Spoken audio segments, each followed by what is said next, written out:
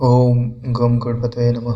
ओम श्री सरस्वत्यै नमः। ओम श्री सद्गुरु परमात्मने नमः। श्री योग वासिष्ठ महारामायण निर्माण प्रकरण 67वां सर्ग है आज का। इस सर्ग का विषय है विद्याधरी के कहने पर कि वह मेरा सारा जगत उस शिला पेट के अंदर स्थित है। अगर आपको विश्वास नहीं होता है तो आप चलकर देख लीजिए। तो वशिष्ठ जी का उस विद्याधरी के साथ उस शिला के पास जाना और वहाँ जगत ना देख पाना और उनके पूछने पर कि मुझे जगत क्यों नहीं दिखाई दे रहा है, तो इस पर उस विद्याधरी के द्वारा अभ्यास की महिमा का वर्णन करना। यानी इस जगत में ऐसा कोई भी पदार्थ नहीं है जो अभ्यास से सिद्ध ना हो। जो गुरु के द्वारा प्रदत्त ज्ञान का अभ्यास करते हैं वो जिस भी विद्या को प्राप्त करना चाहें उस भी विद्या को प्राप्त कर सकते हैं। चाहे लौकिक विद्या हो उसमें भी गुरु चाहिए, चाहे दैविक विद्या हो उसमें भी गुरु चाहिए, और आध्यात्मिक विद्या हो उसमें भी गुरु चाहिए। यानी पहले आपको उस मार्ग का यथावत बोध होना चाहिए। उसके लिए तो जिसने उस विषय में वैसा लक्ष्य पहले पाया हुआ है उसकी शरणागति, उसकी श्रेष्ठता स्वीकार करनी पड़ती है। उन्हीं को गुरु शब्द से कहा जाता है कि जिन्होंने वो चीज़ पहले पाई हुई है, तो उन्हें उस मार्ग का पता है। तो जब आप उनका शिष्यत्व ग्रहण कर लेते हैं, उनके अनुशासन में चलने को तैयार हो जाते हैं, तो आपको भी उस मार्ग का ज्ञान हो जाता है। लेकिन मार्ग का ज्ञान हो जाना ही पर्याप्त नहीं है। उस ज्ञान के द्वारा जो यात्रा करनी चाहिए वो यात्रा भी आपको करनी पड़ेगी।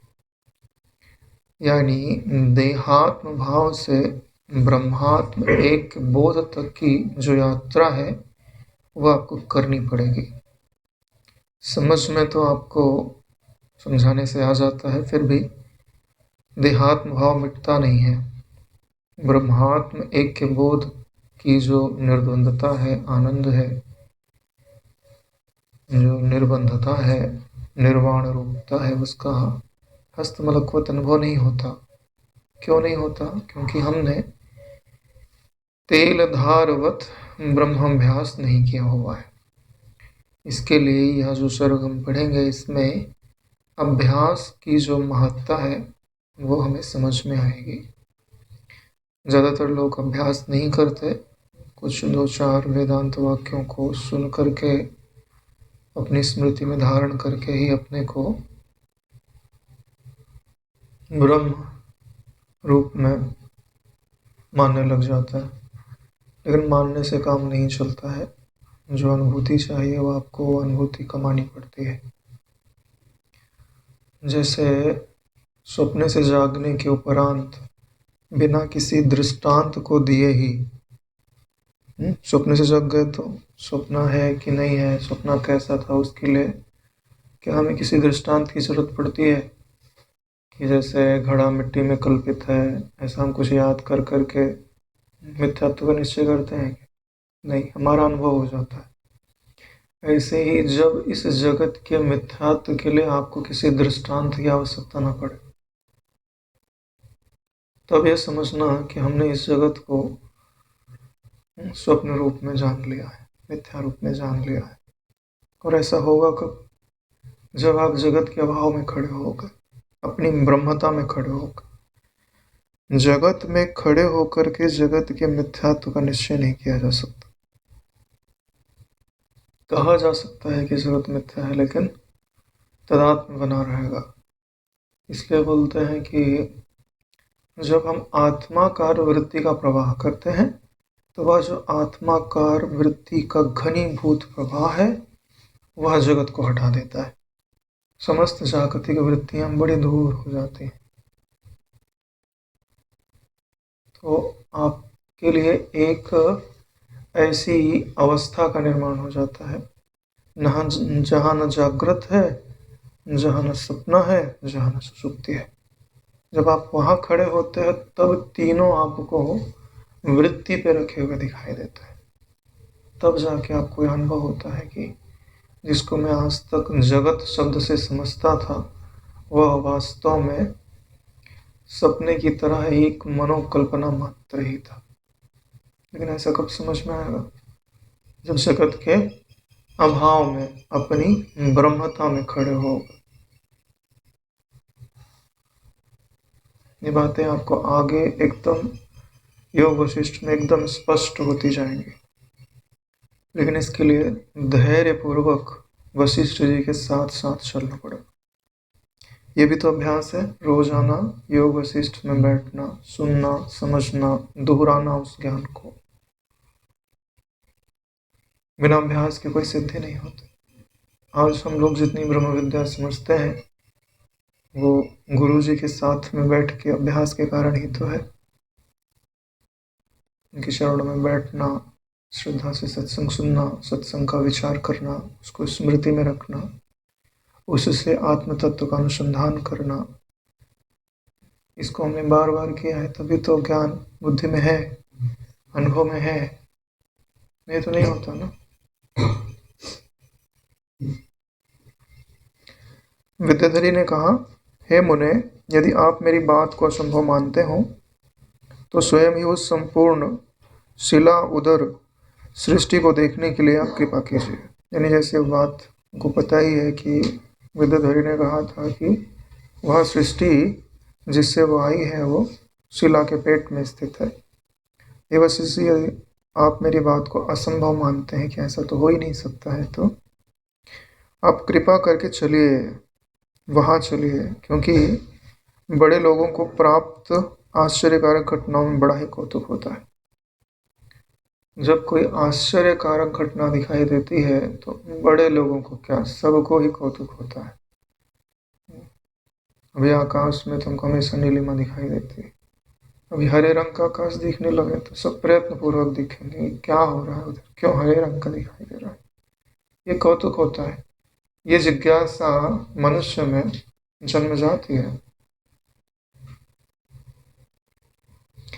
वशिष्ठ जी कहते हैं, हे भद्र श्री राम जी, उस तरह उसके कहने पर मैंने तथास्तु कहकर उसकी बात स्वीकार कर ली। वशिष्ठ जी ने उसका जो प्रस्ताव था वो स्वीकार कर लिया। तथास्तु से वरदान दिया जाता है ना, जैसा तुम कह रहे हो वैसा ही हो। तो विद्याधरी को वरदान ही मिल गया। क्यों? तथास्तु सिर्फ चलने के लिए नहीं कहा जा रहा। वो जाएंगे, उनको और उनके पति को ब्रह्म विद्या का उपदेश देंगे और स्वरूप में प्रतिष्ठित भी कर देंगे। इसके लिए तथास्तु बोला हुआ है। वैसे भी ब्रह्मज्ञानियों का कहा हुआ सफल अवश्य होता है, चाहे अभी हो चाहे कभी हो। सत वस्तु में खड़े हैं ना,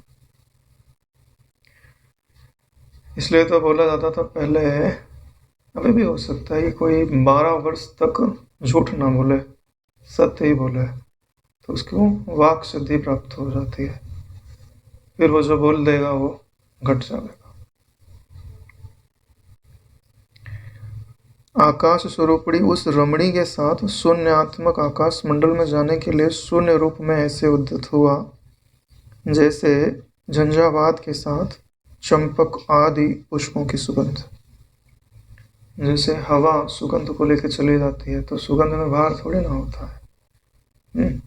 हवा तुम्हारा ना घर द्वार थोड़ा नहीं ले जाती है, साधारण सी हवा, तूफान की बात नहीं कर।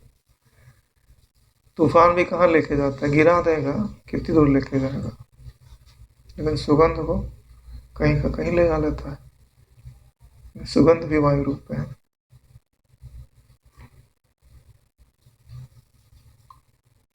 हाँ, तो बात बता रहे हैं कि वो जो आकाश रूपड़ी रमड़ी है, रमड़ी यानी सुंदर लग रही है वशिष्ठ जी को। क्यों सुंदर लग रही है? क्योंकि वो सुंदर तत्व को पाना चाहते हैं, जो परम सुंदर तत्व है। नहीं तो वशिष्ठ जी नजर उठा के नहीं देखे, क्योंकि उन्हें तो यथावत दिखाई देता है ना कि जिस शरीर को हम इतना सुंदर समझते हैं उसमें है क्या। हर समय तो दुर्गंध युक्त पदार्थ शरीर में रहता ही रहता है। तो अविचारवान को ही शरीर सुंदर लगता है, रमणीक लगता है, विचारवान को नहीं लगता। अब वो आकाश स्वरूपिणी है और आकाश मंडल में गमन करना है, तो आपका शरीर भी आकाश रूप होना ही चाहिए। इसलिए बोला गया है कि शून्य रूप में उनका जो देह था वहाँ पर वो भी मनोमय था। मन शून्य रूप ही होता है, वो सिर्फ भावना करके उस शून्यता में अशून्यता को खड़ा कर देता है। जो बड़ी बड़ी सिद्धियां कैसे प्राप्त होती हैं? शून्य रूप, जगत को शून्य रूप अनुभव करने पे ही प्राप्त होते हैं। आप बोलो कि कैसे बात करते हो? जब आप बहुत बड़ी सिद्धि के लिए प्रयास करते हैं तो बड़े प्रलोभन आते हैं, काम के, क्रोध के, लोभ के, मोह के। अगर आप उन वस्तुओं को है समझोगे तब वो वस्तुएं आपको गिरा डालेंगे। इतने भयानक भयानक रूप प्रकट होंगे कि आप धैर्य नहीं रख पाओगे। क्या समझना पड़ेगा? है नहीं है, सिर्फ दिखने मात्र, शून्य रूप। प्रिय से प्रिय दिखे तो भी शून्य, अप्रिय से अप्रिय दिखे तो भी शून्य, तो उसको बड़ी सिद्धियां प्राप्त हो जाती है। बोले अडिग है, जो अडिग होता है उसी को प्राप्त होता है, यही नियम है। और जो फिसल गया उसको कुछ प्राप्त नहीं होता। ब्रह्मचर्य आदि की सिद्धि कैसे प्राप्त होती है? कोई है ही नहीं जगत में। जैसे तुम स्त्री समझते हो, उनको वो स्त्री नहीं समझते, आकाश मात्र तत्व है ही नहीं है, कोई नहीं है, ये मेरी ही कल्पना थी। हाँ, तो जब दूसरा कोई है ही नहीं है तो झंझट ही खत्म हो गया। ना भय का प्रसंग रहा, ना क्रोध का प्रसंग रहा, ना काम का प्रसंग रहा। ऐसे लोग पूरी पृथ्वी को जीत लेते हैं। नारायण कृष्ण जी में यही तो था। अडिग है अपने स्वरूप में ऐसे कि उन्हें यह निश्चय है मेरे सिवाय कोई दूसरा है ही नहीं। अपने अकर्तृत्व स्वभाव में, अभोक्तृत्व स्वभाव में भली भांति प्रतिष्ठित है। इसके लिए अपने स्वरूप का अभ्यास करना पड़ता है। जितनी बार अपने स्वरूप को समझते हुए दोहराओगे, उतनी बार आप ब्रह्म की ओर एक कदम आगे बढ़ा दोगे। इसके लिए अभ्यास शब्द को बहुत अच्छे तरीके से समझना चाहिए। रूप को धारण किए हुए विद्याधरी है, वशिष्ठ जी उसके पीछे पीछे उसका जो घर है उधर जाने के लिए उद्यत हुए। तदनंतर उसके साथ में दूर के शून्य रूप आकाश मार्ग को लांघ कर, मैंने उसके साथ चलते हुए, जो क्योंकि वशिष्ठ जी जहाँ बैठे थे वहाँ तो शून्यता ही शून्यता थी, तो वहाँ से दूर शून्य रूप आकाश मार्ग को लांघ करके जहाँ देवता आदि घूम रहे थे उन प्राणियों के समीप जा पहुंचे। कुछ समय बाद इसी आकाश में उस देश आदि प्राणियों के संचरण मार्ग को भी पार कर मैं उसके साथ श्वेत मेघ सदृश अति निर्मल लोक अलोक पर्वत के शिखर के आकाश भाग में पहुंच गया। यानी जहाँ जाना चाहते थे वहाँ पहुंच गए। उस शिला कहाँ स्थित है? जहाँ लोक अलोक पर्वत है, उसी के ऊपर ही भाग में वो शिला स्थित है। उत्तर के पूर्व भाग पर स्थित चंद्र सदृश, यानी उसकी जो कांति है चंद्रमा के समान है, अति धवल आकाश पीठ के नीचे वहाँ जो आकाश है वह अति स्वच्छ है। धवल यानी स्वच्छ है। आकर मैं उसके द्वार उस शिला के पास ले जाया गया। जहाँ से उसकी सृष्टि में जाया जाता था उस शिला के पास आकर के हम खड़े होकर। वह शिला बड़ी ऊंची, रूप रंग में तपे हुए सोने के सदृश कल्पित थी। देखो कल्पित कल्पित शब्द बोलेंगे, ठीक है, क्योंकि इन्हें तत्व का तो बोध है। हम तो बोले किस शिल्पी ने बनाया है, तो बोले मन रूप शिल्पी ने बनाया ना। तो मन रूप शिल्पी जो भी बनाता है उसको कल्पित बोलता है, यानी कल्पना में बनाता है। शिला दिख रही है बराबर, लेकिन क्या बोल रहे हैं? रूप रंग में तपे हुए सोने के समान कल्पित है, बड़ी ऊंची है। सुवर्णमयी सुमेरु तटी के सदृश वह बड़ी ऊंची शुभ्र शिला यानी है तो सफेद, लेकिन आभा उसकी सुवर्ण के समान निकल रही है। चारों ओर से मैंने खूब देखी, चारों तरफ घूम घूम के अच्छे से उस शिला को देख रहे हैं कि भाई इसके अंदर जो सृष्टि है वो दिखाई पड़ जाए, परंतु उनमें उनको जगत कहीं दिखाई नहीं पड़ रहा। इसी को तो भ्रम बोलते हैं, है ना। विद्याधरी को दिखाई दे रहा है और वशिष्ठ जी को दिखाई नहीं दे रहा है। यानी जिसकी आंख में कुछ कचड़ा पड़ गया है उसको नाना आकार दिखाई दे रहे हैं, जिसकी आंख में कचड़ा नहीं पड़ा है उनको नहीं दिखाई दे रहे हैं। यही तो बात हुई ना, नहीं तो सबको नहीं दिखाई दे जाता। ये जो आप आकाश देखते हैं ना, इसमें नाना प्रकार के प्राणी घूमते रहते हैं, मगर आपको दिखाई नहीं देते। हे राम जी, जगत को ना देख करके मैंने उस सुंदरी बाला से पूछा कि यहाँ कहाँ पर वे जगत हैं जिनका तुमने वर्णन किया था। जो तुमने वर्णन किया था वो जगत तो यहाँ दिखाई नहीं दे रहा है। वो रुद्र सूर्य अग्नि तारा आदि कहाँ हैं? जो 7 लोग तुम वर्णन कर रही थी वो कहाँ है? दिखाई नहीं दे रहे। हे रमणी, यहाँ कहाँ पर समुद्र आकाश दिशाएं और प्राणियों का जो जन्म और विनाश हो रहा था वो कहाँ है? जो तुम बता रही थी कि बड़े बड़े मेघमंडल हैं, जो तारों के समूह हैं, इनसे आकाश मंडल चमकीला लगता है, वो भी तो दिखाई नहीं दे रहे। पर्वतों के शिखरों की श्रेणियां कहाँ हैं? बड़े बड़े समुद्रों की पंक्तियां कहाँ हैं? जो 7 द्वीप तुम कंगन के रूप में बता रही थी वो भी कहाँ हैं? और सोने के समान भूमि भी नहीं दिखाई दे रही है। क्रिया काल और कल्पनाएं भी कहाँ हैं?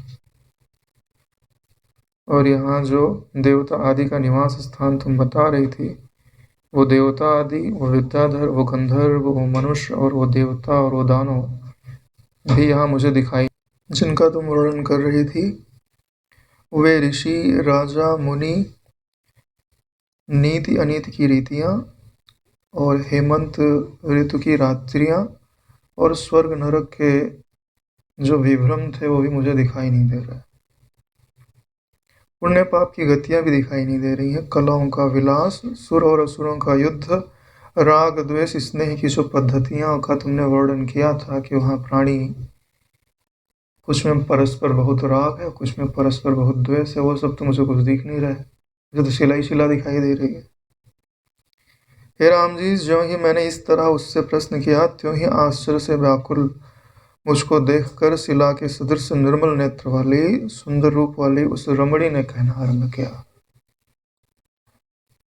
अब वो उत्तर दे रही है वशिष्ठ जी की इन बातों का, क्योंकि वशिष्ठ जी को तो कोई सृष्टि दिखाई नहीं दे रही। विद्याधरी ने कहा, हे भगवान, मैं भी अब पहले के सदृश अपना सब कुछ इस पत्थर की शिला में नहीं देख रही हूँ। आपकी तो बात ही छोड़ दीजिए, अब मुझे भी वो जगत उसमें ठीक से दिखाई नहीं दे रहा है। पूरा नहीं दिखाई दे रहा है ऐसी बात नहीं है, थोड़ा थोड़ा दिख रहा है। पर जिन मनुष्य गंधर्व आदि का मैंने पूर्व में वर्णन किया था, उन सबको मैं दर्पण में प्रतिबिंब के सदृश प्रसिद्ध नगर से दूसरा नगर है उसके सदृश प्रतिबिंब रूप से स्थित देखती हूँ। यानी बिंब रूप से नहीं देख रहे, प्रतिबिंब मात्र दिखाई दे रहा है। जैसे एक नगर हो और एक बड़ा सा दर्पण लगा दिया जाए तो दूसरा नगर वैसा दिखाई देने लगता है। तो जिन गंधर्वों का, यक्षों का, मनुष्यों आदि का वहाँ पे भाव है कि वहाँ पे हैं, तो वो उनको वहाँ पे प्रतिबिंब रूप यानी आभास रूप में दिखाई दे रहे हैं। हे मुने, हमको जो उन लोगों का दर्शन हो रहा है उसमें कारण नित्य का अनुभव ही है। यानी मुझे जो वहाँ पे दिखाई दे रहा है उसका कारण क्या? बोले नित्य का अनुभव ही है। बोले नित्य का अनुभव मतलब उन्होंने पहले रोज उनको देखा था ना, वो उनका नित्य का अनुभव है। ऐसा नहीं नित्य माने ब्रह्म मत समझ लेना। इसलिए उनका अभाव ही जगत के न रहने में कारण है।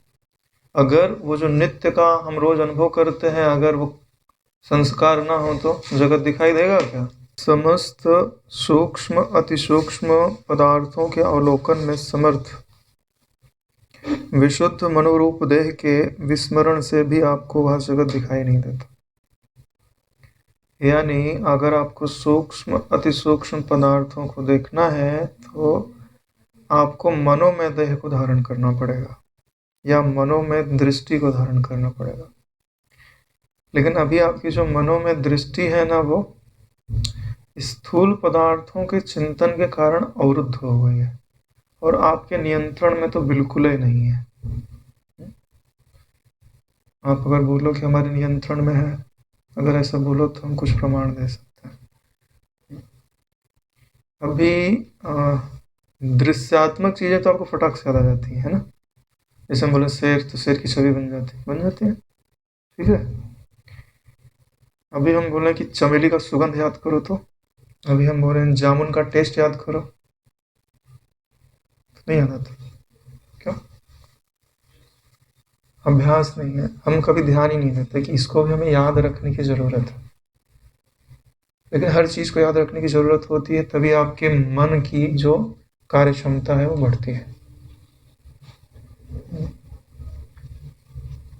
इसके लिए जब आप धारणा का अभ्यास करते हैं ना, तो अपने मन को रोज टास्क देना चाहिए, ठीक, कि मैं अपने मन की धारणा शक्ति का विकास करूंगा।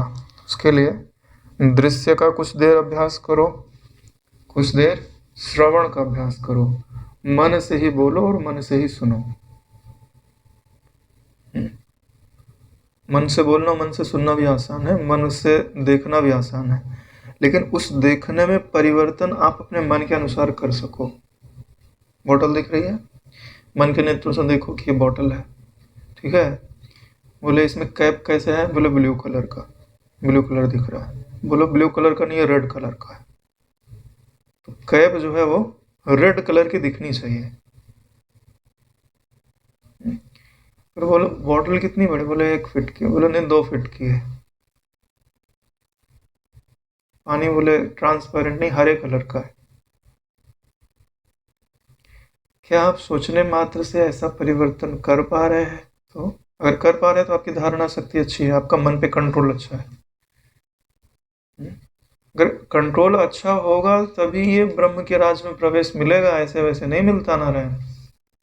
तुम क्या समझ के रखे हो, गाजर मूली? हाँ, कि हम मन चाहे जहाँ भटकाते रहें और समझ लिए सब ब्रह्म है तो हो जाएगा? कुछ नहीं होगा। वो वस्तुओं का जो संस्कार है उठा पटक देगा तुमको। संस्कारों को बदलने की सामर्थ्य होनी चाहिए। स्त्री आपको प्रिय क्यों लगती है? क्योंकि वो जैसा दिखाना चाह रही है वैसा तुम देख रहे हो, जैसा शास्त्र बोलता है वैसा तुम देख ही नहीं पा रहे हो। तो धारणा बनाने के लिए अभ्यास तो करना पड़ेगा ना। तो पहले न्यूट्रल वस्तुओं से अभ्यास किया जाता है, न जिनके प्रति राग है न द्वेष है। फिर एक दिन शत्रु को लाके उसको मित्र बना दिया जाता है, एक दिन मित्र को लाके उसको शत्रु बना दिया जाता है, झंझट ही खत्म। ऐसे ही निवृत्त किया जाता है संस्कार नारायण, ठीक है। फिर स्वाद याद किया जाता है। पानी का स्वाद याद आ रहा है? पानी का याद आ जाता है अगर ध्यान दो तो। क्यों? रोज पीते हो ना।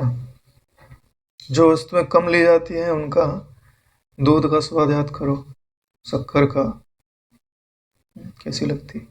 अगर आप परफेक्ट याद कर पाओगे तो आपको फील होगा कि वो शक्कर मैं भी खा रहा हूँ। ध्यान देना, आपको फील होने लगेगा कि मुंह में मिठास आ गई है। नहीं लगता है? इमली को याद करो। अगर आपने आपके दिमाग ने किसी बहुत ज़्यादा दुर्गंध को कभी एक्सेप्ट किया हो ना, तो जब भी आप उसको याद करोगे ना तो आपका सिर भन्नाने लगेगा। कोई चीज़ सड़ गई हो बहुत और आपको हटाना पड़ा हो, उसकी स्मेल आपके माइंड ने अच्छे से कैप्चर कर ली हो ना, तो भूलता ही नहीं है। जैसे याद करोगे लगेगा यार चारों तरफ दुर्गंध ही दुर्गंध है। दीमक की दवाई, हाँ, वो देखो दीमक की दवाई इतनी पावरफुल होती है ना, उसका स्मेल भुलाया नहीं भूलता है। ये सब कैसे? पदार्थ है क्या? यह चीज बताता है कि पदार्थ की जरूरत ही नहीं है आपको। किस चीज की जरूरत है? स्मृति की।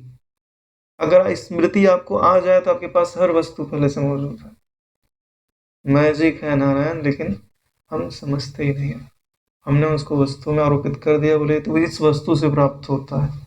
कोई वस्तु वस्तु से प्राप्त नहीं होता। आपने अपने मन की सामर्थ्य पहचानी ही नहीं है।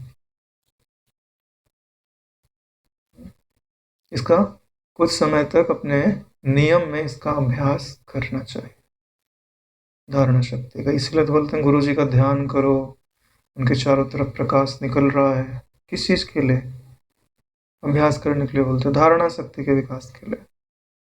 है नहीं, मगर मन को उस आकृति में ढाल रहे हैं। फिर क्या भावना करते हैं? गुरु जी चल के मेरे पास आ रहे हैं। यानी हम अपनी इच्छा के अनुसार आकृति का गमन भी करा सकते हैं। हमारे सिर पे हाथ रख रहे हैं, पूरी कोशिकाएं शांत हो गई हैं। तुम्हारे मन की धारणा, ये जो तुम्हारा शरीर है ना, ये धारणा का ही परिणाम है। अगर तुम्हारी धारणा सिद्ध हो जाए तो शरीर में, मन में कैसा भी परिवर्तन कर सकते हो। पराधीनता क्यों है? क्योंकि हमने अपने मन को बिखेर दिया। इसीलिए बोलते हैं सूना सकड़ा कोई नहीं, सबके भीतर लाल। मूर्ख ग्रंथि खोले नहीं। ग्रंथि क्या है? कि हमने अपना मन जड़ात्मक चीजों से बांध दिया है। उसका जो स्वतंत्र अस्तित्व है, उसको हमने, उसकी स्वतंत्रता का बोध होने नहीं दिया। मन को हमेशा बांध के रखा। बांध के मतलब पराधीन वस्तु में बांध के रखा।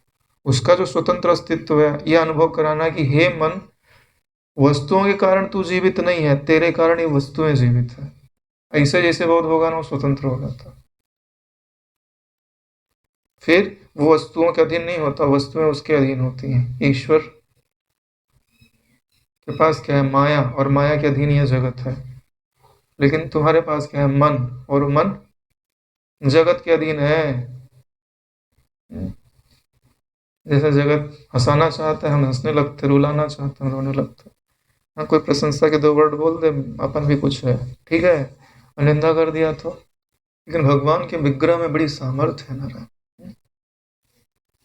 इसलिए तो भक्ति योग में क्या बोलते हैं कि भाई वो निर्विषय जो परमात्मा है, उसका चिंतन करना तो बड़ा कठिन है, कोई ही कर पाता है। तो मेरा जो माया विशिष्ट रूप है, उसी का चिंतन कर ले।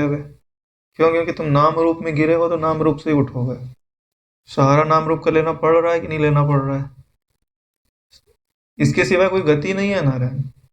जब तक तुम्हारे चित्त में राग और द्वेष की प्रधानता है, तब तक राग द्वेष को निकालने के लिए पाँव में कांटा चुभा है ना, तो कांटे से ही निकलेगा वो। नाम रूप की आसक्ति नाम रूप से ही निकलती है। ऐसे ही एक बार क्या हुआ कि एक गोपी का विवाह हुआ, नई नई बहू बन के आई ना, जहाँ रहते थे कृष्ण जी। छोटे से थे तब, है ना, पैजनी पहन के घूमा करते थे। सबने बोला कि वो कृष्ण जो है वो बड़ा चतुर है, किसी का भी हाथ पकड़ के खींच लेता है, तो उसके चक्कर में मत आना। बोले हाँ, मैं तो पतिव्रता हूँ, मैं उसकी तरफ देखूंगी भी नहीं। ठीक है, कृष्ण तो सर्वंतर्यामी। बोले संसार को अपना पति मानती है, जो परमात्मा है उसको बोल रहे कि ये परपति है। अरे परपति नहीं है, परम पति है। ये माँ लगाना भूल गई। तो क्या किए कि एक दिन बैठ के चावल बिन रही थी, पीछे से आए, उनके आगे पूरा सुगंध सुगंध फैल गई। उसको लग गया कि कृष्ण तो आया है। बोले अब मैं देखूंगी नहीं इसकी तरफ। ठीक है, देखा कि ये तो सुगंध से भी मेरी तरफ देखना नहीं चाहती। तो उन्होंने पाँव में पैंजनियाँ पहनी हुई थी, तो छन छन छन छन, तो बोले अब कितना भी छन छन करे मैं नहीं देखने वाली। तो बोले कि फिर उन्होंने बुलाया उसका नाम लेके, फिर भी नहीं देखे। बोले ऐसे नहीं मानेंगे। एक कंकड़ उठाया और खींच के मारा। जब दर्द हुआ तो पलट के देखा। जब एक बार भगवान को देख लिया ना, तब नजर हटने से रही ना रहे। ये ईश्वर ऐसा ही है। उसने रहने के लिए कहाँ आई? जहाँ कृष्ण का निवास है। अगर तुम एक बार ईश्वर के निवास स्थान में प्रवेश कर लेते हो, तो ईश्वर बलात् तुम्हारे हृदय में अपनी जगह बना लेता है। तुम्हारी कोशिश कितनी है? हम उसके निवास स्थान में चले तो जाएं। ये जो शास्त्र आदि है ना, जैसे राम अयन, रामायण पढ़ते हो, ये क्या है? घर है, भगवान का घर है ये, उनका गांव है। अयन यानी घर। श्री योग वासिष्ठ महारामायण बोला जाता है, क्योंकि इसके हर अक्षर में वही कृष्ण, वही राम, वही सर्वात्मा ईश्वर अपने ज्ञान रूप से, प्रेम रूप से विद्यमान है। अगर एक बार आपने इनमें अपना रहने का स्थान बना लिया ना, तो उनका प्रेम आपके हृदय में स्थान अवश्य बना लेता है। ठीक है, तो ऐसा नहीं है कि हम ब्रह्म का चिंतन करते हैं तो हमें आकृति से कोई बैर है, या आकृति आ गई तो वो हमारा ब्रह्मात्म भाव नष्ट कर डालेगी। जिसने जल का स्वरूप समझ लिया, वो चाहे बर्फ होवे, चाहे जल होवे, चाहे भाप होवे, उसको फर्क नहीं पड़ता नारायण। हाँ, तो बात चल रही थी कि वो जो जगत है वो शिला के अंदर उनको पहले का ऐसा तो नहीं दिखाई दे रहा, लेकिन पृथ्वी में मात्र तो लग ही रहा है। उसने कहा, हे मुने, हमको जो उन लोगों का दर्शन हो रहा है उसमें जो कारण है वो नित्य का अनुभव ही है। जो मैंने उनको नित्य देखा था, यही कारण है कि नित्य देखने के कारण उस चीज की दोहरावनी होने से उसका अभ्यास हो गया। तो जिस चीज का अभ्यास दृढ़ होता है वो वस्तु वैसी की वैसी भासती है उससे। इसीलिए नारायण अभ्यास की बलिहारी है। आज आप अपने आप को जीव बोलते हो तो किसके कारण? अभ्यास के कारण। मैं दुखी हूँ, मुझे ज्ञान नहीं हुआ है, मैं अज्ञानी हूँ, या मुझे ब्रह्म का बोध नहीं हो रहा है। आप इस वृत्ति का जितनी बार दोहरावनी करते हो वो आपका अभ्यास है ना। तो बोलेगी, भाई मेरी जिस रूप में उपासना कर रहे हो मैं दे रही हूँ, ठीक है। अज्ञान ही अच्छा लग रहा है, पूर्णता अच्छी लग रही है, तो तुम रख लो भाई, है ना भाई।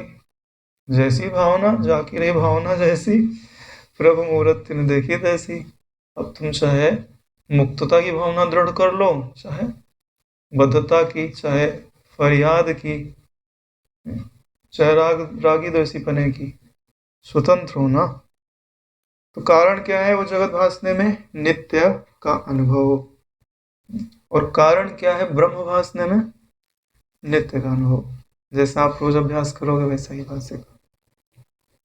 और बोल रही कि वशिष्ठ जी आपको तो ऐसा अभ्यास नहीं है, इसलिए आपको वैसा भास नहीं रहा है। दूसरी बात यह है कि मैंने चिरकाल तक अपने लोगों की जो एक द्वैत विषय की कथा चली, उससे विशुद्ध सूक्ष्म मनोमात्र रूप देह का हम लोगों को विस्मरण हो गया है। इसलिए आपको जगत नहीं दिखता और हमको अस्फुट सा दिखता है, यानी अस्पष्ट सा दिखता है। देखो, जब आप धारणा आदि का अभ्यास करते हो और गमन आदि गमन करते हो तो आपकी भावना क्या रहती है कि मैं किस शरीर से जा रहा हूँ? मनोमय शरीर से। ठीक है, आपका स्थूल देह तो और कहीं बैठा होगा। प्रधानता क्या है कि ये मनोमयता है, ये मुझे याद रहनी चाहिए कि ये मेरा मनोमय शरीर है। अगर आप कहीं तदात्म में लग गए तो स्थूलता उदय होने लगेगी उसी मनोमयता में, और जब स्थूलता उदय होने लगी तो स्थूलता के नियम वहां पे लागू होने लगेंगे, आपकी दृष्टियां वृद्ध होने लगेगी। जब ये दोनों वशिष्ठ जी और वो विद्याधरी मिली तो ये दोनों आपस में बात करने लगे। और बात का है कि ब्रह्म की तो बात नहीं थी, तुम्हारा जगत कैसा दिखता है, तुम्हारा जगत कैसा दिखता है। बात थी द्वैत की। इसलिए बोल रहे हैं द्वैत की विषय की कथा चली। और द्वैत के विषय में उन्होंने याद किसको किया? अरे संसार को। कभी गंधर्व को याद कर रही, कभी देवता को, कभी यक्ष को, कभी राक्षस को, द्वैत खड़ा किया ना। तो उसने जो उनकी मनोमात्र रूपी देहता थी या मनोमात्र रूपी दृष्टि थी ना, उसको अवरुद्ध कर दिया। इतना सतर्क रहना पड़ता है नारायण।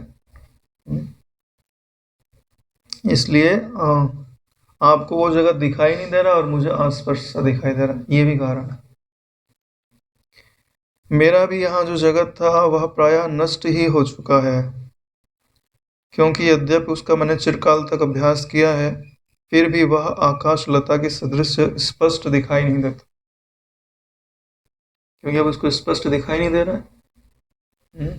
अरे आप ही इस पृथ्वी से निकल जाओ कि भाई हम किसी दूसरे लोक में जाना चाहते हैं और यहाँ कोई एक दरवाजा खुले, आप उसके भीतर प्रवेश कर जाओ और फिर आपको दूसरे नाम रूप जगत भासे। तो जब वहाँ रहने लग जाओगे 2-4 दिन, तो फिर आपको ये जगत स्मृति में ही तो रहेगा। कोई प्रमाण तो है नहीं इस जगत का, स्मृति ही रहेगी। फिर दरवाजे की तरफ देखिए, यार इसके पीछे वो जगत है भी कि नहीं है, ऐसा आरोप करना पड़ेगा। क्योंकि जो प्रत्यक्ष का की अनुभूति होती है वो पूर्व की अनुभूति पे हावी हो जाती है, उसको ढक देती है। यही चीज आगे जाकर के बताएंगे अभी। जो जगत मेरे लिए अत्यंत विस्पष्ट था, यानी बराबर दिखाई दे रहा था, उसको अब मैं दर्पण में प्रतिबिंब के सदृश अस्पष्ट देखती हूँ। हे नाथ, हम लोगों का परस्पर जो दीर्घ काल तक निरर्थक संभाषण हुआ, दीर्घ काल तक निरर्थक संभाषण हुआ, क्योंकि सार्थक संभाषण क्या है? जो देहात्म भाव का नाश करता है। उसकी उत्पन्न व्यथा से अपना अत्यंत विशुद्ध व्यापक स्वास्थ्य मुझे विस्मृत हो गया, यानी जो मेरी धारणा शक्ति थी ना पहले की, वह विस्मृत हो गई है, नष्ट नहीं हुई, भूल गई। उसके लिए क्या वर्ड दिया है? अत्यंत विशुद्ध व्यापक स्वास्थ्य। तो स्वास्थ्य किसके लिए आ रहा है? दृष्टि के लिए आ रहा है। जो सूक्ष्मता है वही उनके लिए अभी स्वास्थ्य शब्द से कहा जा रहा है, कि मैं सूक्ष्म रूप हूँ या मनोमय रूप हूँ, या मेरी गति अबाधित है, मैं आकाश रूप हूँ, आकाश में जहाँ चाहे वैसी गति कर सकता हूँ। यही जो धारणा होती है वही शुद्ध होती है। अगर तुम भूल जाओ कि मैं आकाश रूप हूँ और तुम फिर वहीं पे अपने आप को देह रूप अनुभव करने लग जाओ, तो वो फिर फंस जाओगे नारायण। ऐसा कई बार हो चुका है, आप योग वशिष्ठ पढ़ के देख लो। आपको स्मृति बड़ी चीज होती है, कि आप अपने आप को उस समय अनुभव क्या करते हैं। जैसे सपने के अंदर भी है तो देह कैसी? आकाश रूप, लेकिन गिरते हैं तो चोट लग जाती है, क्योंकि वहां हमें अपनी आकाश रूपता का बोध नहीं है। और जैसे चोट लगे वैसे याद आया सपना है, बोले खत्म कहानी यार, फालतू में कहाँ चोट लगी। भगवान जो भी अभ्यास जनित संस्कार शुद्ध चिदाकाश के रस से उद्बुद्ध होकर प्रकट होता है, यानी जो भी अभ्यास जनित संस्कार शुद्ध चिदाकाश के रस से, यानी कोई भी तुम अभ्यास करोगे उसको पुष्ट कौन करेगा? जो सबको सत्ता देता है, चिदाकाश रस, उसी से पुष्ट हो जाता है तो प्रकट हो जाता है। उसी रूप का भीतरी अंतःकरण मानो हो ही जाता है। जैसे ही आप भावना करोगे वैसे संस्कार रहेंगे, जैसे संस्कार रहेंगे वैसे ही आगे चल करके अंतःकरण हो जाता है। और जो दुष्टता के संस्कार संग्रहित करते हैं तो दुष्ट ही बन जाते हैं ना। संस्कारों वही तो खेल है, जो आपकी आकृतियां आज हैं वो संस्कारों के कारण ही तो है। मनुष्यात्मक संस्कार थे इसलिए हम मनुष्य हैं, है ना। जिसके भैंसे के संस्कार हैं वो भैंसा हो गया, जिसके देवता के संस्कार हैं देवता हो गया, जिसके ब्रह्म के संस्कार हैं वो ब्रह्म हो गया नारायण। बोले क्या ब्रह्म के भी संस्कार होते हैं? नहीं होते? होते हैं नारायण, नहीं? अरे ब्रह्माकार वृत्ति नहीं बनाते, तो बिना संस्कार की बनती है। जब बोध हो जाता है तब कहा जाता है कि उसका कोई संस्कार नहीं होता, उसका कोई रूप नहीं होता, लेकिन रूप होता है। जैसे कुछ पेंसिल से लिखा हुआ हो और आप इरेजर लेके मिटाओ तो भी मिटता हुआ भी एक आकृति बनती जाती है। अरे जितनी दूर मिटा दोगे वहां आकृति नहीं बन जाएगी? कई बच्चे तो डिजाइन से मिटाते हैं, बोले ऐसे मिटाएंगे एक डिजाइन बना देंगे, इधर मिटाएंगे। तो जैसे बनने में डिजाइन होती है वैसे मिटने में भी डिजाइन होती है। यही बाल्यावस्था से लेकर वस्तु स्थिति है, यानी ये वस्तु स्थिति अभी तुरंत की नहीं है, जब से मैं जन्मे हूं तब से इसी स्थिति का अनुभव कर रही हूँ। जैसा संस्कार होता है वैसी भावना होती है, जैसा भावना होता है वैसी भासता है। अतएव अभ्यास के बिना पुरुष के श्रवण मनन निष्फल है। बिना अभ्यास के पुरुष का जो श्रवण है मनन है सब निष्फल है नारायण, है ना। एक ऐसा पेड़ लगाए जिसपे कोई फल ही नहीं लगे तो फायदा क्या हुआ लगाने का? बोले आज नहीं तो कल फलेगा।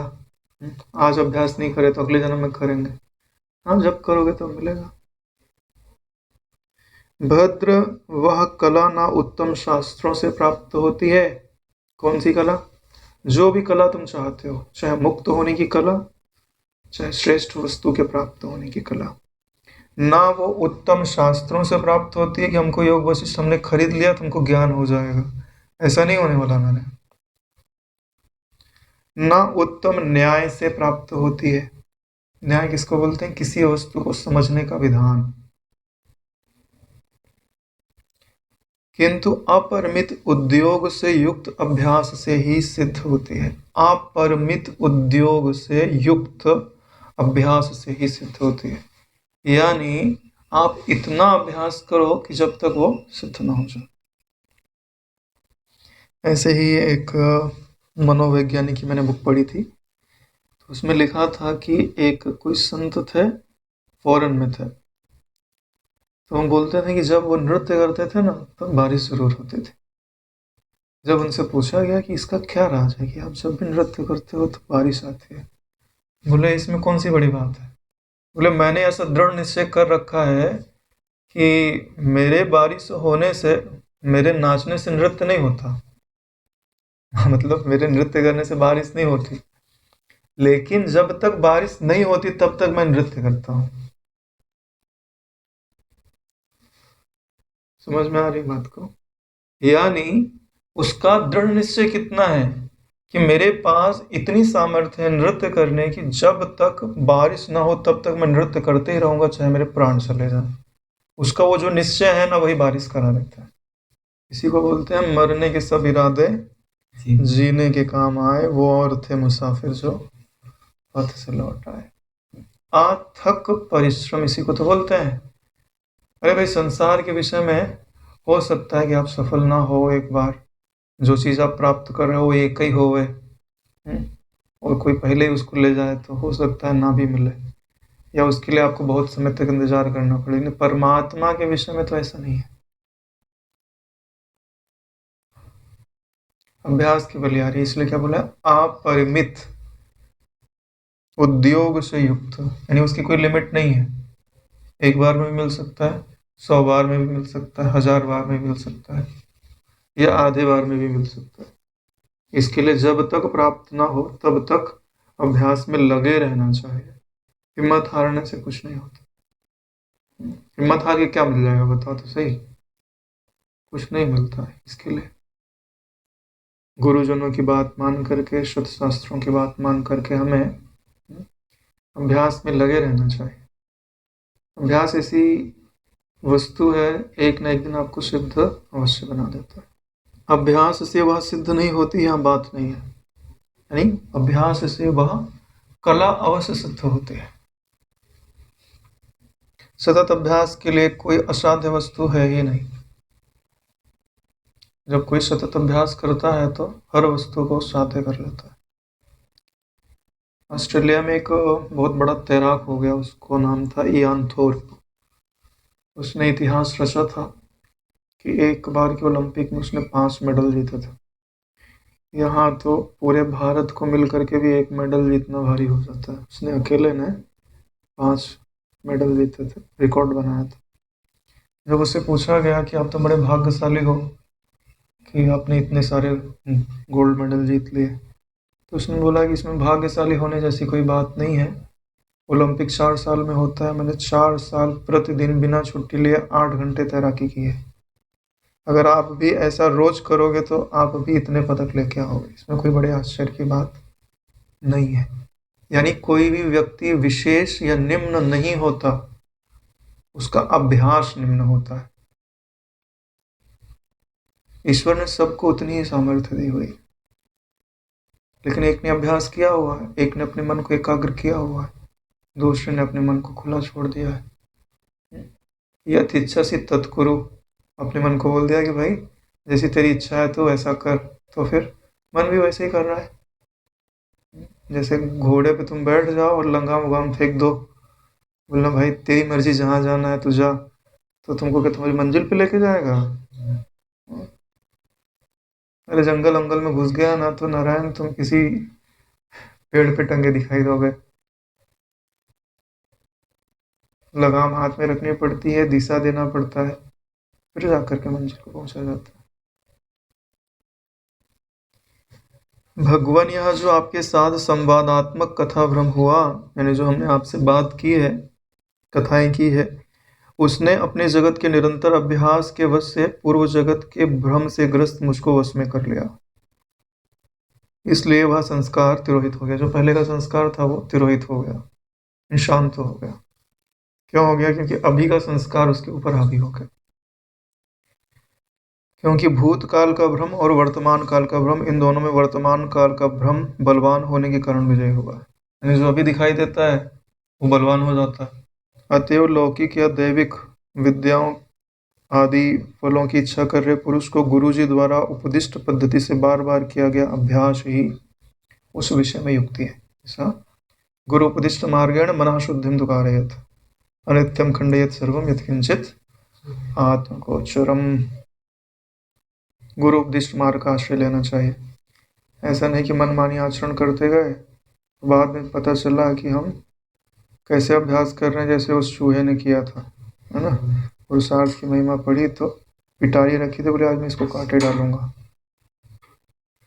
तो काटने में लग गया, उसको पता नहीं पिटारी के अंदर सांप है। काटा काटा काटा, फिर उसमें से सांप निकल गया। बोले ऐसा कैसे हो सकता है, ये मुझे स्वतंत्र कराने के लिए इतना प्रयत्न कर रहा है। सांप तो स्वतंत्र ही हो गया और आहार भी मिल गया उसको। ऐसा पुरुषार्थ नहीं होना चाहिए। जैसे इस जगत में लोग पुरुषार्थ करते हैं नश्वर वस्तु के पीछे, पुरुषार्थ शब्द का अर्थ का गलत उपयोग, दिशा गलत पकड़ ली तो फिर वो जो उनकी साधन की तीव्रता है वो उनको नष्ट कर डालेगी। जो वो प्राप्त करना चाहते हैं वो नहीं मिलेगा। वास्तव में कोई पैसा प्राप्त करना नहीं चाहता, पैसे से कुछ प्राप्त करना चाहता, वो प्राप्त नहीं होगा। पैसा मिल गया तो भी क्या। रेमंड कंपनी का मालिक था, बहुत सारा धन कमाया। रेमंड कंपनी कपड़े वाले, है ना। उनका बेटे के हाथ में जब पूरी पावर आ गई तो उसने अपने बाप को अपने घर से निकाल दिया। और बाप रो रहा था, इंटरव्यू दिया हुआ उसने, बोले 36 रूम की हमारी हवेली है, मैं एक कमरे में भी रह सकता था, लेकिन मुझे उसने यहाँ पे भी रहने नहीं दिया। सोचो, जिसने खड़ा किया, जिसने पैसा कमाया, फिर हालांकि ईश्वर की कृपा है, ये गलत बात नहीं है, होना चाहिए। आश्रय गलत लिया हुआ है तो दूसरे के लिए समझ तो होनी चाहिए। बापू जी बढ़िया बताते हैं, बोले पुत्र पैदा होता है तो सब खुशी मनाते हैं। वो नहीं समझते हैं ये तुम्हारी जमीन जायदाद छीनने वाला पैदा हो गया है, एक दिन अपना हिस्सा मांगेगा बिना कुछ किए और तुमको देना पड़ेगा। सबके लिए नहीं बता रहे, मतलब ऐसा बोलते हैं बापू जी, मेरी व्यक्तिगत राय नहीं है। होते भी ऐसा दिखाई देता है, जिनको हम अपना मानते हैं सबसे ज़्यादा दुख उन्हीं से प्राप्त होता है। क्योंकि जहाँ आशा होती है ना, जहाँ आग्रह है वहीं दुख है, जहाँ आग्रह नहीं वहाँ काहे का दुख। तो हे मुने, अपनी अपनी मन पसंद वस्तु चाहने वालों के लिए गुरुओं द्वारा उत्तम रीति से उपदिष्ट कर्म करने की पद्धति से बार बार जो किया जाता है उसी से अभीष्ट वस्तु की प्राप्ति होती है। अगर आप बार बार नहीं करोगे तो अभीष्ट वस्तु की प्राप्ति नहीं होगी, दूसरे किसी प्रकार से नहीं होती। इसलिए हे मुने, इस प्रकार का प्रौढ़ अहम रूप जो बड़ा अज्ञान भ्रम विद्यमान है वह ज्ञान चर्चा श्रवण आदि के अभ्यास से निवृत्त हो जाता है। भला देखिए तो सही, अभ्यास का कितना बड़ा फल है। यानी जो इतना बड़ा संसार आपको दिखाई दे रहा है, अगर ज्ञान के वचन मिल जाए और उन वचनों का अभ्यास किया जाए तो श्रवण आदि के द्वारा, तो यह जो अज्ञान भ्रम है निवृत्त अवश्य हो जाता है। देखो अभ्यास की महत्ता बताने के लिए क्या कहती हैं, मैं एक शिला की अबला हूँ। देखो अब उसको दिखाई दे रहा है, बस इसी को दिखाई नहीं दे रहा है, तो अभ्यास की महिमा बता रही, ठीक है, कि मैं तो एक शिला के अंदर, छोटी सी शिला, उसके अंदर अबला हूँ, यानी स्त्री हूँ, मेरे में ज़्यादा बल भी नहीं है। उसमें भी बाला हूँ, यानी बालिका जैसी हूँ, छोटी हूँ।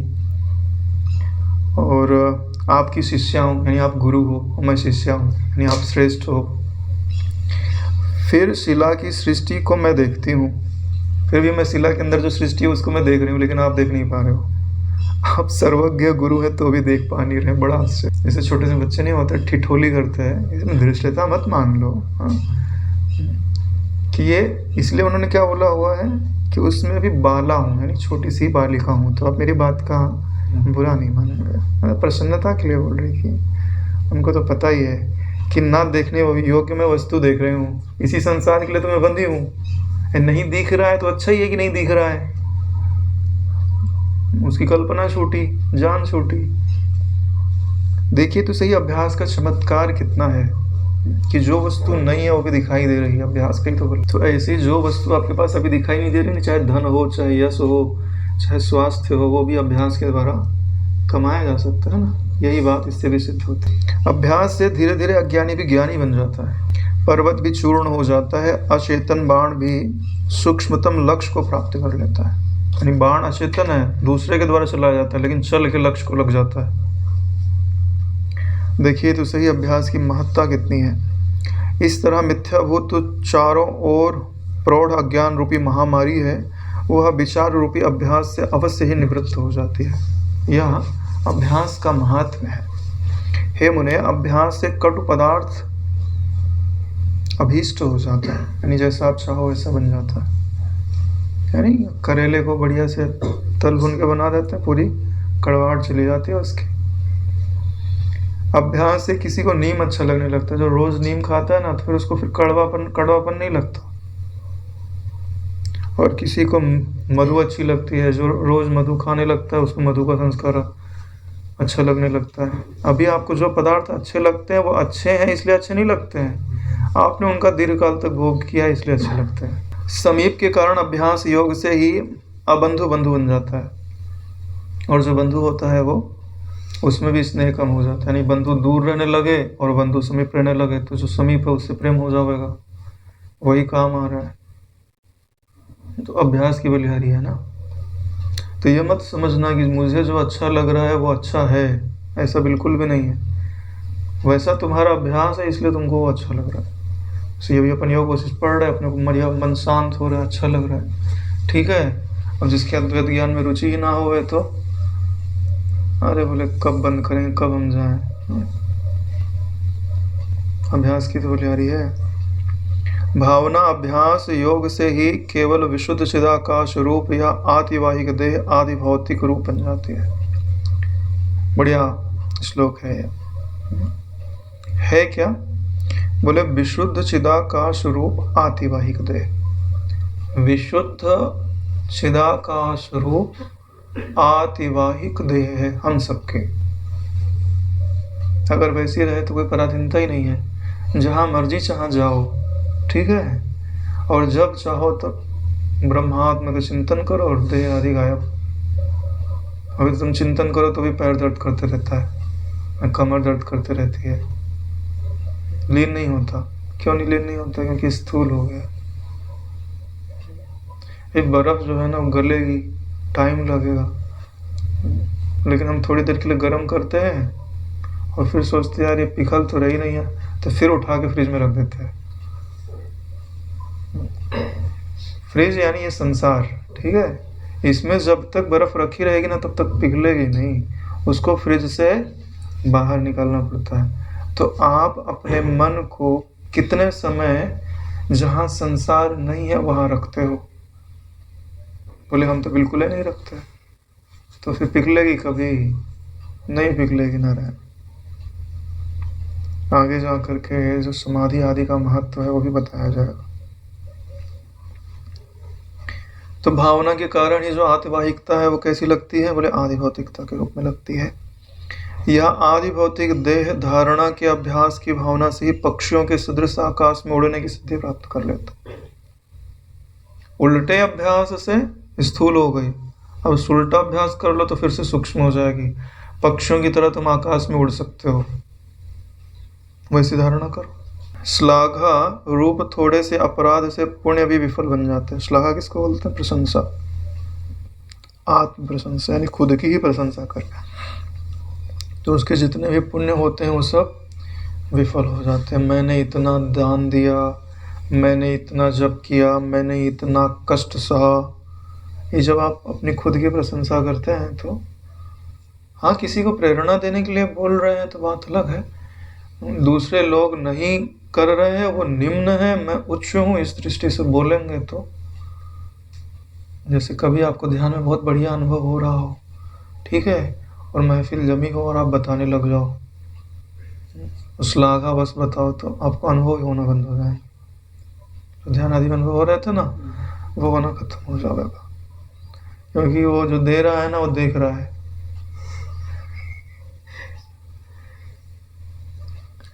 कि तुम उसका उपयोग कहाँ कर रहे हो, आवरण बढ़ाने में कि आवरण हटाने में। जब तुम आवरण बढ़ाने में उपयोग कर रहे हो तो क्यों देवेगा। माताएं विफल बन जाती है, यानी माता भी चाहे कि मेरे पुत्र की रक्षा हो जाए तो नहीं हो सकती। क्यों? क्योंकि पुत्र रक्षा करना नहीं चाहता। तो गुरु जी तो चाहते हैं सब ज्ञानी हो जाए, लेकिन तुम्हारी रक्षा कर पा रहे क्या? नहीं कर पा रहे, क्योंकि तुम खुद ही अपनी रक्षा करना नहीं चाह रहे। इसलिए बोल रहे माताएं विफल बन जाती हैं, धन भी विफल बन जाता है, परंतु कभी अभ्यास विफल नहीं होता मेरा। अगर तुम खुद अपना कल्याण करने पे उतारू हो जाओ तो तुम्हें कोई विफल नहीं बना सकता। निरंतर अभ्यास से दुःसाध्य पदार्थ सिद्ध हो जाते हैं। जो ऐसा लगता है कि इसे पदार्थ पाना अत्यंत कठिन है, वो मिल जाता है। शत्रु मित्र बन जाते हैं, औषधि के निमित्त अभ्यास से विष भी अमृत बन जाता है। ये अभ्यास की बलिहारी है, इसलिए कभी भी हिम्मत नहीं हारनी चाहिए। जब तक एक विश्वास बाकी है ना, तब तक गुरुजनों का ये आशीर्वाद है कि अभ्यास से सिद्धि होती है। तो एक बार और ब्रह्म चिंतन करके देखते हैं, क्योंकि हारने का यहाँ कोई विकल्प नहीं है कि अगर मैं हार जाऊंगा तो चल जाएगा क्या। बोले नहीं चलेगा। जैसे समझ लो कि नदी पार कर रहे हो और तुम तैर रहे हो, हाथ बहुत थक गया है, पाँव बहुत थक गया है, तुम क्या बोलते हो कि अब हम नहीं तैरेंगे, बहुत थक गए। ऑप्शन है इसका? कोई ऑप्शन नहीं है नारायण। वहाँ तैरने का कोई ऑप्शन नहीं होता। तुमने छोड़ दिया ना तो फिर हाथ हाथ नहीं रहेगा नारायण। और जो थका हुआ है ना, वो थका हुआ भी हाथ हाथ नहीं रहेगा, शरीर शरीर नहीं रहेगा, हाँ, परलोक से धार जाएगा। ऐसे ही ये जो संसार रूपी सागर है, इसकी जो सततता में हम लोग तैर रहे हैं ना, इसको पार करके जाना ही पड़ेगा, बीच में हम रुक नहीं सकते। यानी जितना तैरा हुआ है ना, एकदम किनारे आ गए और तैरना छोड़ दिया, बहा के बीच में ले जाएगी, फिर से तैर के जाना पड़ेगा। और जितना थके है उससे ज़्यादा थकान होगी, क्योंकि आराम थोड़ी ना मिलेगा वहाँ पे। इसके लिए जितनी कठिनाई है ना, उतनी कठिनाई में अपने हाथ पांव ब्रह्म की ओर मारते रहो। ठीक है, भले अनुकूलता हो चाहे नहीं हो, मजाक की बात नहीं बोल रहे। शत्रु जो है मित्र बन जाते हैं अगर आप अभ्यास करो तो। शत्रु मित्र मतलब यही, जो तुम्हारा मन है ना, वो शत्रु की तरह व्यवहार कर रहा है, अगर अभ्यास में लगा दो तो मित्र बन जाता है। और जो अभी विष की तरह आपका मन है, वही अमृत की तरह हो जाता है। इष्ट वस्तु के विषय में जिसने अपना अभ्यास छोड़ दिया वो मनुष्यों में अधम है। जिसको आप चाहते हो कि हम मुझे मिल जाए और ये परम सुखदायक वस्तु है, वही तो आपका इष्ट है। अगर आप उसकी ओर अभ्यास नहीं करो, प्रयास नहीं करो पाने के लिए, तो आप अधम हो। ठीक है, अधम किसको बोलते हैं? जो अधर्म करता है उसी को अधम बोलते हैं। जिधर सुख है उधर न जावे, जिधर दुख है उधर जावे, इसी को तो पापी बोलते हैं, अधर्मी बोलते हैं।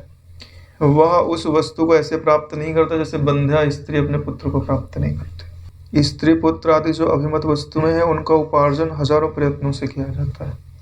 जब अज्ञान काल था तो जो स्त्री है, पुत्र है, धन आदि है, इनको हमने बड़े प्रयत्नों से इनका उपार्जन किया था, यानी इनको कमाया था।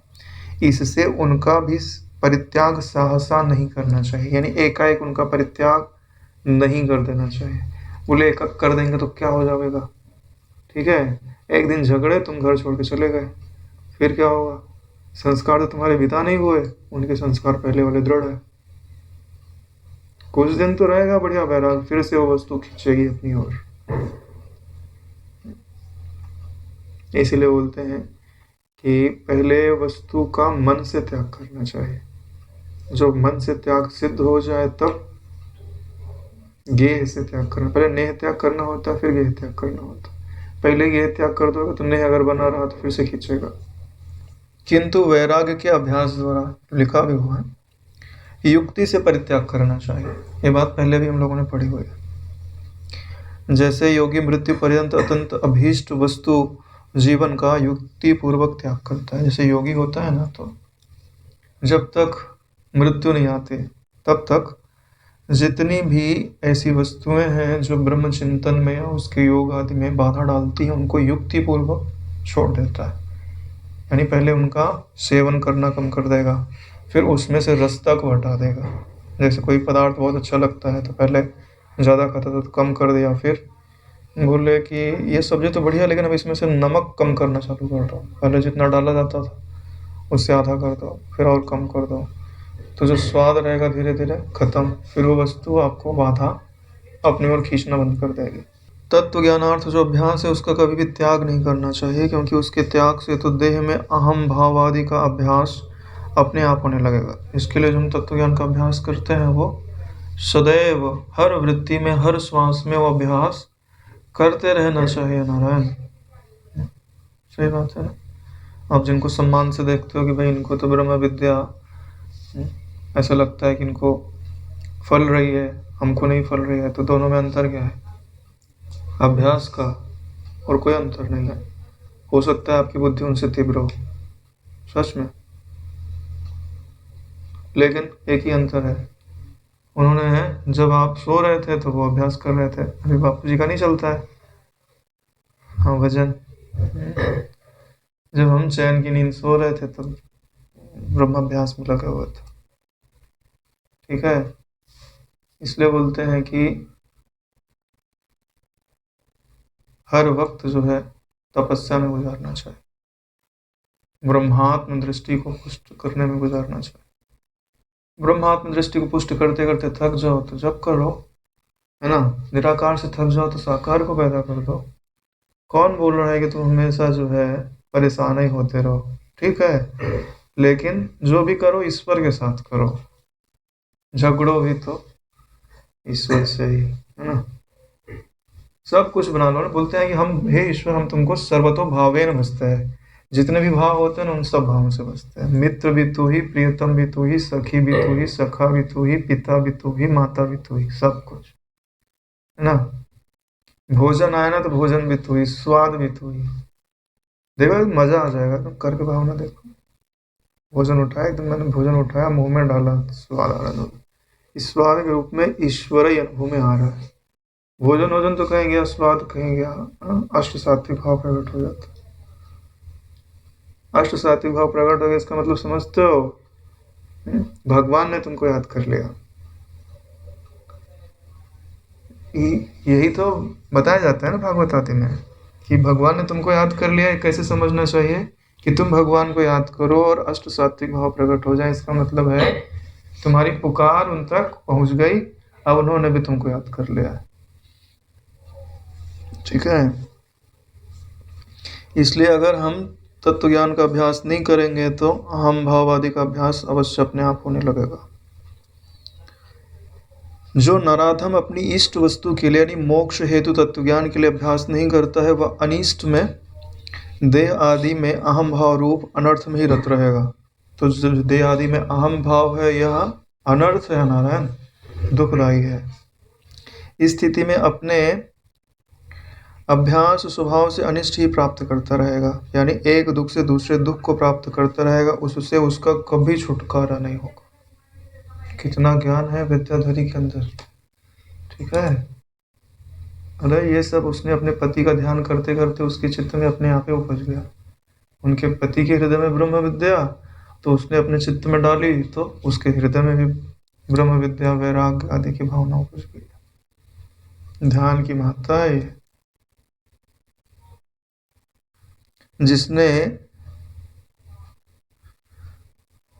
चिंतन करके संसार को असार समझ लिया है, ऐसे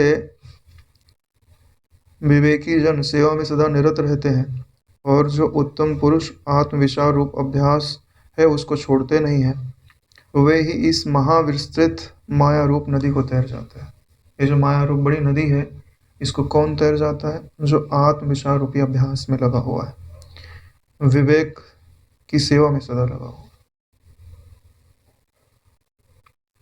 हे मुने, जैसा घड़ा चाहने वाला पुरुष अगर दीपक लेकर के देखे तो उसको घड़ा प्रकाशित हो जाता है, यानी घड़े रखे हुए लेकिन अंधकार है, नहीं दिखाई दे रहा, दीपक लेकर जाओ, दिखाई देने लगेगा, घड़ा प्राप्त हो जाएगा। ऐसे ही जो अज्ञान रूपी अंधकार के कारण हमें ब्रह्म रूपी अपने स्वरूप रूपी घड़ा दिखाई नहीं दे रहा है, तो श्रवण मनन अभ्यास रूपी जो दीपक है उसको जला लीजिए तो वह घड़ा अवश्य दिखाई देता है। जैसे कल्प वृक्ष की लता, जैसे उत्तम चिंतामणि, जैसे शरद ऋतु तत तत अभिमत फल प्रदान करती है, यानी आप इनके समीप में रहो तो जैसी आप इच्छा करोगे वैसा प्राप्त हो जाता है। वैसे ही श्रवण आदि की भूमिका भी अभिमत मोक्ष वस्तु प्रदान करती है। तो चिंतामणि के पास जाना पड़ेगा तब तो मिलेगा। ऐसे ही अगर आत्म विचार के पास जाओगे, श्रवण करोगे वेदांत तत्व का और अभ्यास करोगे तो जो आप मोक्ष चाह रहे हो वो अवश्य प्राप्त होता है। देह रूपी पृथ्वी पर चिरकालिक आत्म विचार अभ्यास रूपी सूर्य अपनी अभीष्ट वस्तु को यानी परम प्रेम के विषय आत्मा को उस तरीके से दिखलाता है जिस तरीके से उत्तम जन्म देने वाले अधिकारी जन राग द्वेष जन्म मरण आदि हजारों अनर्थों को पैदा करने वाले इंद्रिय रूपी रात्रि को न देख पावे। यानी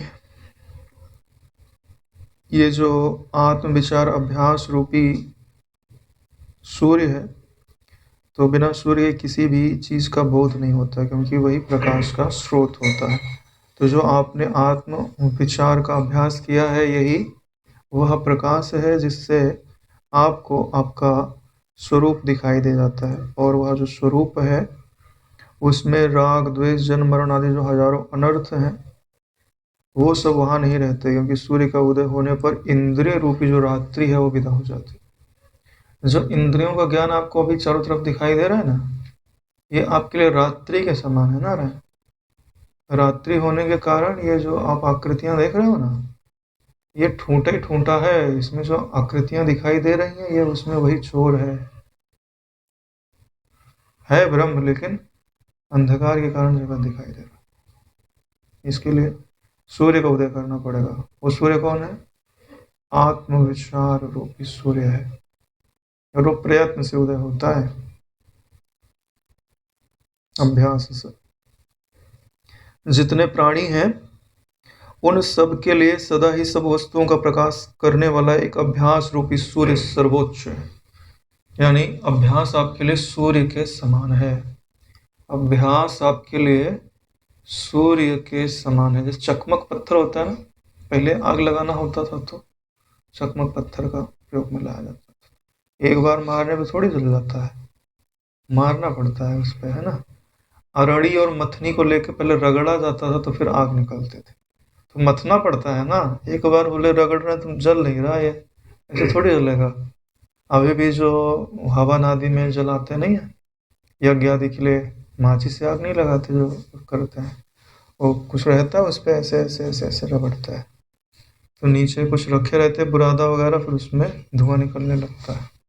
तो अभ्यास के कारण आग पैदा हो रही है ना। तो इसे ज्ञान अग्नि भी जो है वो अभ्यास से ही पैदा होती है। 14 भुवनों में स्थित 14 प्रकार के प्राणियों की जो जातियां हैं उनमें किसी भी प्राणी की स्वाभाविक अभीष्ट वस्तु अभ्यास के बिना सिद्ध नहीं होती। ऐसी बात नहीं है कि पृथ्वी पे ही अभ्यास की महत्ता है। ये 14 भुवन है, उनमें जिस भी प्राणी को कुछ भी चाहिए तो बिना अभ्यास के वो प्राप्त नहीं होता। इसके लिए नारायण अभ्यास को अपना इष्ट बनाइए। अब अभ्यास का स्वरूप बताते हुए कहती हैं कि किसी एक क्रिया का बार बार करना ही अभ्यास कहलाता है। एक ही क्रिया को आप अगर बार बार करोगे तो आप सिद्ध हो जाओगे, है ना। ब्रूस ली भी कहता था कि मुझे उस फाइटर से बिल्कुल डर नहीं है जिसको हजारों प्रकार की किक्स आती हैं। मुझे उस व्यक्ति से डर है जिसने एक ही किक का 1000 बार अभ्यास किया हुआ है। 1000 किक आती है उससे मुझे डर नहीं है, लेकिन अगर एक ही किक का उसने 1000 बार अभ्यास किया ना तो उससे डर है, क्योंकि वह उसमें इतना निपुण होगा कि जब वो उसका प्रयोग करेगा तो असफल नहीं होगा नारायण। इसके लिए आपका एक ऐसा विषय होना चाहिए ना जिसमें आपको अभ्यास के द्वारा महारत हासिल हो, जिसमें आपको पराजित करने वाला कोई ना हो। वो विषय कौन सा है? स्वयं ही चूज कर लो। अरे भाई, ब्रह्म विद्या में अगर मन नहीं लग रहा तो योग विद्या में लगा लो, धारणा वाली विद्या में लगा लो, कहीं तो लगाओ, कुछ तो प्राप्त करो, आलसी होकर के मत बैठो। उसी का इस शास्त्र में पुरुषार्थ शब्द से अनेक बार वर्णन किया गया है। योग वासिष्ठ में उसी को पुरुषार्थ शब्द से वर्णन किया गया। इसको पुरुषार्थ बोलते हैं, उसी का नाम क्या है? अभ्यास। पुरुष प्रयत्न परम पुरुषार्थ रूप फल भी वास्तव में वही है, इसलिए अभ्यास के बिना किसी की गति हो ही नहीं सकती। जो अब आज आपको बड़े बड़े संत महापुरुष सिद्ध आदि दिखाई देते हैं, वो अभ्यास के द्वारा ही उस सिद्धता को प्राप्त करते हैं। जो आप जब करते हो भी तो अभ्यास ही है, दोहरावनी ही तो करते हो, और क्या करते हो? प्राणायाम करते हो, नियमित करते हो, रोज करते हो, तो भी तो अभ्यास ही है। ये संसार में बिना अभ्यास के कौन सा कार्य सिद्ध होता है? खेती करना, सिलाई करना, कोई भी कार्य बिना अभ्यास के सिद्ध नहीं होता। दृढ़ अभ्यास शब्द से कहा जाने वाला प्रयत्न नामक जो कर्म है, उसी से सिद्धि मिलती है। जिसको आप कर्म बोलते हो ना, वो अभी अभ्यास से ही सिद्ध होता है, दूसरे से नहीं। यही सत्कर्म अपने विवेक के कारण मानव उत्पन्न होता है। जिसको आप सत्कर्म बोलते हो या सद्भाग्य बोलते हो, वो पहले का अभ्यास है सत्कर्म का, वही आकर आगे जा करके सौभाग्य के रूप में दिखाई देता है। बोले बड़े सौभाग्यशाली है, इनको सब कुछ मिलते जा रहा है। ऐसे फुकट में थोड़ी मिल रहा है, अभ्यास किया हुआ है नारायण, चाहे आज किया हो चाहे पहले किया हुआ हो। इंद्रियों पर विजय पाने में समर्थ वीर पुरुष के लिए अभ्यास रूपी सूर्य के तपते रहने पर भूमि में, जल में, आकाश में ऐसी कोई इच्छित वस्तु नहीं है जो सिद्ध नहीं हो सकते। इस सर को अगर बार बार पढ़ो तो हारे हुए हृदय को हिम्मत अवश्य मिल सकती है। इंद्रियों की विजय पाने में समर्थ हो और अभ्यास करे, यानी इंद्रियों का संयम रखते हुए अभ्यास करे। इसी को बोलते हैं अनासक्ति, एकाग्रता और अनासक्ति। एकाग्रता का मतलब अभ्यास होता है, बिना अभ्यास की एकाग्रता आती है क्या? और अनासक्ति क्या लेके आती है? संयम। भूमंडल पर तथा समस्त निर्जन पर्वत की गुहाओं में अभय हेतु बन जाते हैं, यानी इस पृथ्वी पर वो निर्भय होकर के विचरता है। यानी अभ्यासी को तनिक भी भय नहीं होता, वह निर्भय रूप बन जाता है।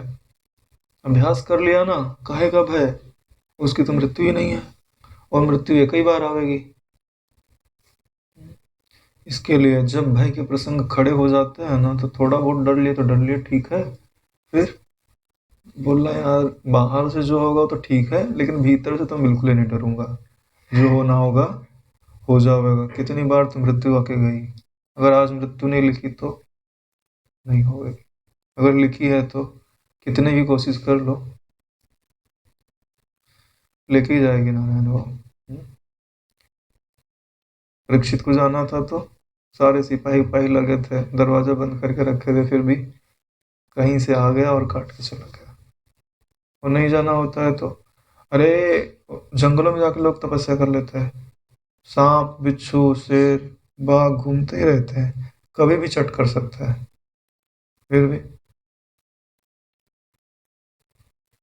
रह लेते हैं लोग। यहाँ तो क्या बोलते हैं कि गांव बाहर निकल जाओ, चारों तरफ भूत भूत लगते रहते हैं, डरते रहते हैं लोग। और वहीं देखो तो एकांत कुटिया में कोई बाबा बना के और वहीं वर्षों से रह रहे हैं, उनको कोई परेशानी से नहीं है। अभ्यास है ना, और क्या है। चाहे तुम निर्भयता का अभ्यास डाल दो, चाहे भय का अभ्यास डाल दो। चलो आज ये विश्राम लेते हैं।